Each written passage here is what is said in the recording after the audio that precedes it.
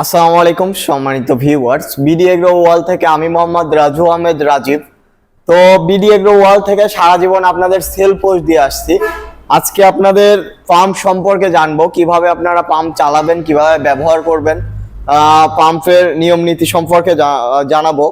তো এটা হলো 3 ইঞ্চি পেট্রোল পাম্প। পেট্রোল পাম্প ব্যবহার করার পূর্বে আপনারা সবসময় দেখবেন এবং চেক করবেন এই অয়েল ট্যাঙ্কে পর্যাপ্ত পরিমাণে অয়েল আছে কিনা, পর্যাপ্ত পরিমাণে আপনার হলো ফুয়েল গ্যাস, যেটা হলো আপনার এর পেট্রোল বা অকটেন আছে কিনা।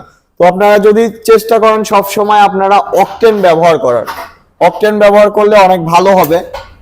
আর একটা জিনিস দেখবেন, যেটা হলো গিয়ার অয়েল, ইঞ্জিন অয়েল। এই ইঞ্জিন অয়েলে পর্যাপ্ত পরিমাণে ইঞ্জিন অয়েল আছে কিনা আপনারা চেক করবেন, এবং ইঞ্জিন অয়েলের কালারটা আপনারা দেখবেন।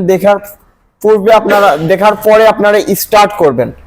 আর তাছাড়া আপনারা যদি একটা মাপে ইঞ্জিন অয়েল দিয়ে রাখেন, মানে মোবিল যেটা আপনারা বুঝেন, মোবিল দিয়ে রাখেন, এটা 40 থেকে 45 ঘন্টা পরে আপনারা মোবিলটা ফেলে দিবেন বা মোবিলটা ড্রেন করে আপনারা নতুন মোবিল দিবেন। তারপরে পূর্বে যেটা আপনারা যদি নতুন মেশিন নিয়ে যান, তাহলে 1 থেকে 1.5 ঘন্টা চালানোর পরে আপনারা মোবিলটা ড্রেন করে দিয়ে দিবেন। মানে যদি দোকান থেকে বা যে কোনো শোরুম থেকে আপনারা নতুন পেট্রোল পাম্প কিনে নিয়ে যান, 1 থেকে 1.5 ঘন্টা চালানোর পরে অবশ্যই ইঞ্জিন অয়েল বা মোবিল চেঞ্জ করবেন। আর একটা জিনিস আপনারা দেখবেন যে এইখানে পাম্প স্টার্ট দেওয়ার আগে আপনারা সবসময় ফলো রাখবেন যে এইখানে পর্যাপ্ত পরিমাণে পানি আছে কিনা। মানে এই পুরো ট্যাঙ্কিটা পর্যাপ্ত পরিমাণে পানি না থাকলে আপনারা স্টার্ট দিবেন না। স্টার্ট দিলে আপনার ফ্যানে বা যে পাম্পটা আছে, পাম্পের ক্ষতি হয়, ইঞ্জিনের ক্ষতি হতে পারে। তো আপনারা অবশ্যই চেক করবেন এইখানে পাম্পের পর্যাপ্ত পরিমাণে পানি আছে কিনা। তারপরে আপনারা মাঝে মাঝে চেক করবেন, যেটা এটা হলো এইখানে একটা এয়ার ক্লিনার আছে।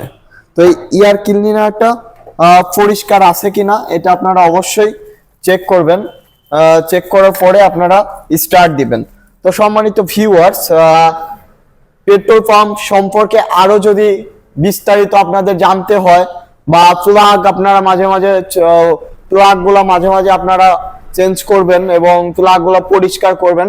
তাছাড়া পেট্রোল পাম্প সম্পর্কে আরো বিস্তারিত জানতে আমাদের স্ক্রিনে দেওয়া নাম্বারটিতে যোগাযোগ করবেন। পেট্রোল পাম্পের যে কোনো সমস্যা আমরা সমাধান করে দিব। তো সবাই ভালো থাকুন, সুস্থ থাকুন। আসসালামু আলাইকুম।